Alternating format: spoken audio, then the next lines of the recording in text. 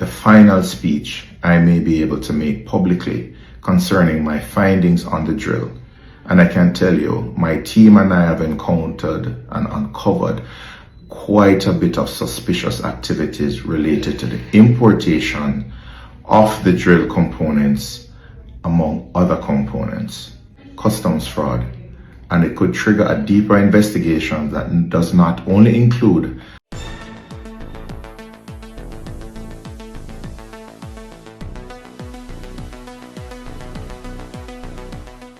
Bless up, baby, our family and viewers. Welcome back to the channel. It's your girl, Isabel Rose. And in this one, in less than 24 hours before the gag order takes effect for Dr. Alfred Dawes, he will drop more findings on this multi-million-dollar neurosurgical drill, as well as the People's National Party patriot stands firm, asking for accountability and clarity on this said drill.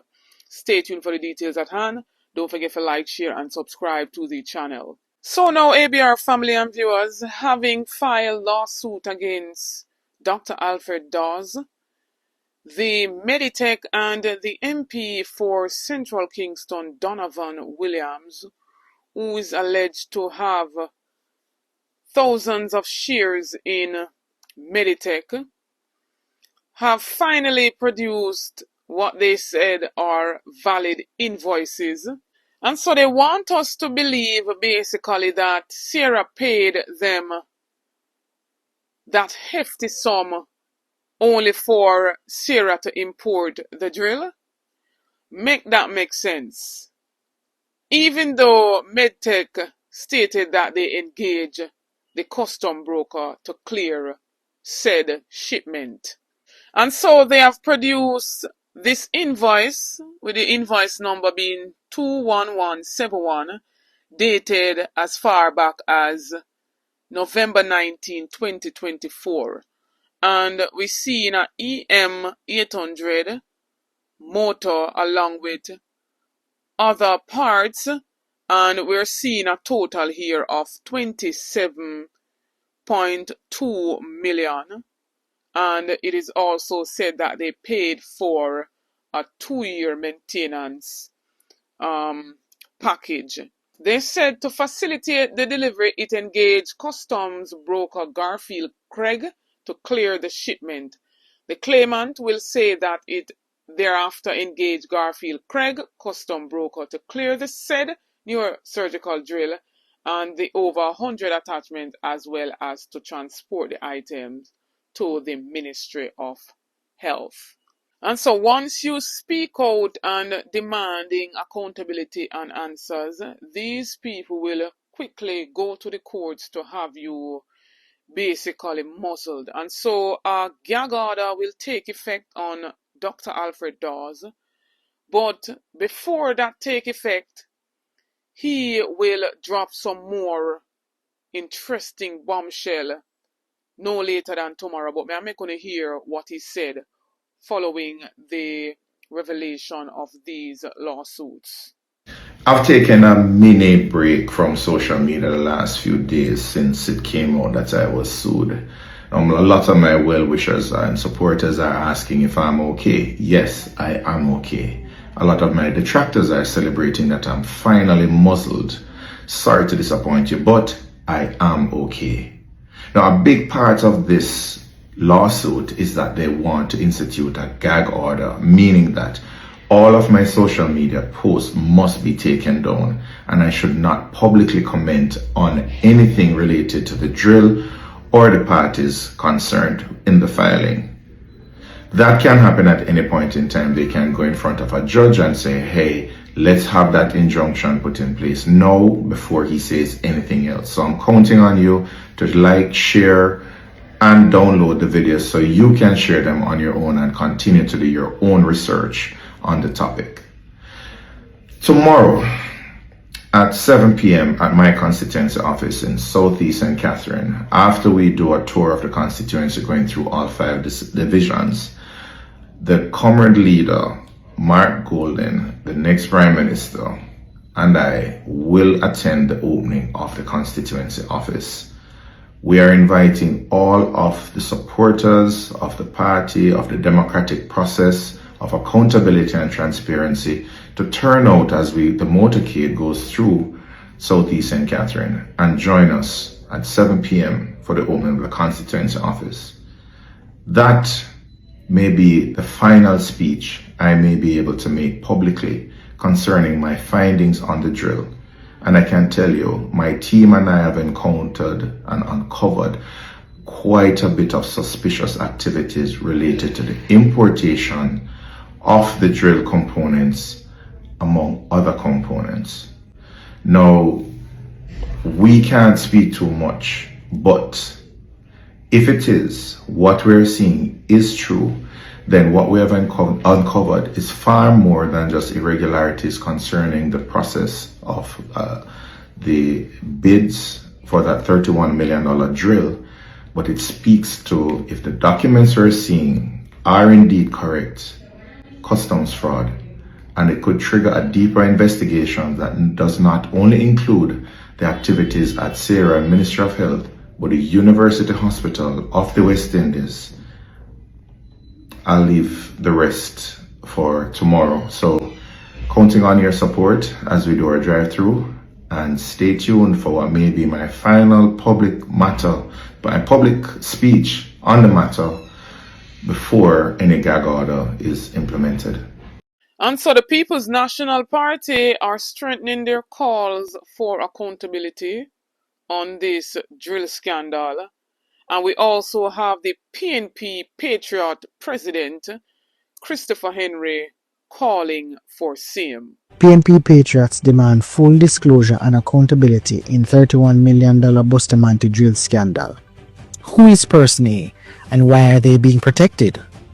The PNP Patriots are calling for urgent transparency and accountability in what is rapidly becoming a textbook case of state-sanctioned corruption, the $31 million procurement of a neurosurgical drill for the Bustamante Hospital for Children. This scandal raises grave concerns about conflict of interest, inflated pricing, and a broader culture of impunity that has flourished under the current Jamaica Labour Party JLP government. At the heart of this controversy lies a disturbing attempt to shield the identity of Person A, the silent partner in Medical Technologies Limited, a company in which Donovan Williams, MP for Central Kingston, is a confirmed shareholder. The company was awarded a government contract to supply the drill at more than double its estimated market cost, according to healthcare procurement experts. Despite legitimate public concern and cries for transparency, Mr. Williams sought and received a Supreme Court injunction to keep the identity of Person A secret, even as the company reaped taxpayer dollars through the public healthcare system. Why the secrecy, especially when public funds are involved? Key questions remain unanswered. Who is Person A? Are they the true beneficial owner of the shares held by MP Williams? Do they have ties to the Ministry of Health or the Southeast Regional Health Authority, SERA? Did the relationship influence the awarding of the contract? Why has the government refused to release documentation requested under the Access to Information Act? The ongoing refusal of SERA and the Ministry of Health to release critical procurement records is deeply troubling and violates the principles of public sector transparency and citizen oversight enshrined in the Jamaican governance frameworks.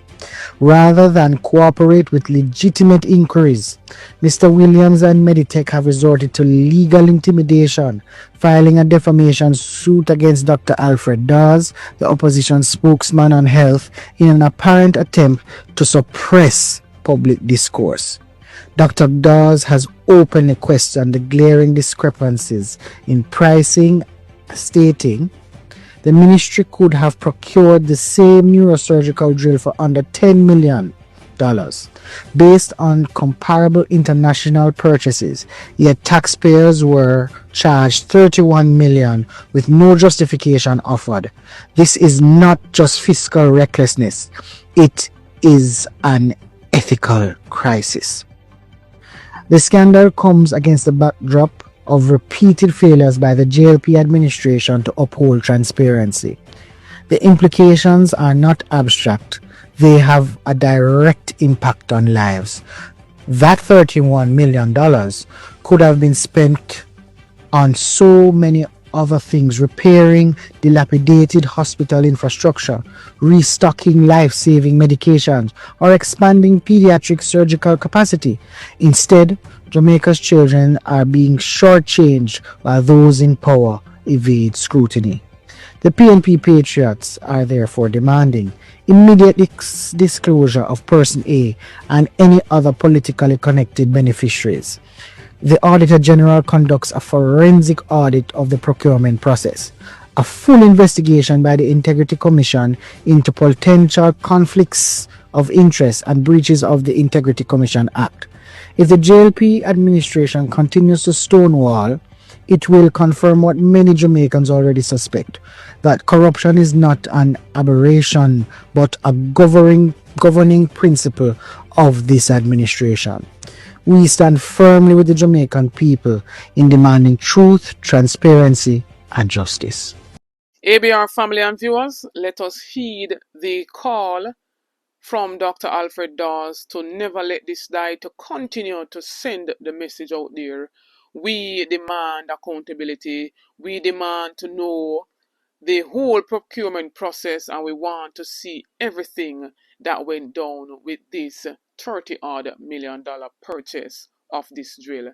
I also want to find out if the Ministry of Health don't have a purchasing department to purchase, equipment from that aspect, instead of having to use outside body to do so for them. And we still want to know who is Person A. We will keep our eyes open and our ears on the ground, so as to not wanting to hear that this drill goes missing. Right? We need answers, and we need answers now. So let me hear what you say in the comment section. Don't forget to like, share, and subscribe to the channel. On the road to 30K, help me to get there. Please to give this video at least 6,000 likes. Stay tuned for more videos. Stay tuned for more updates. Big up on yourself. Happy Friday.